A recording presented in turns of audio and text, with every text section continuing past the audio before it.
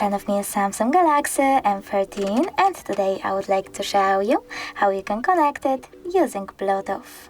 First of all, go into Devices Settings. Now choose Connections and tap on Bluetooth section. After that, tap on this switcher to activate it and wait for available devices to show.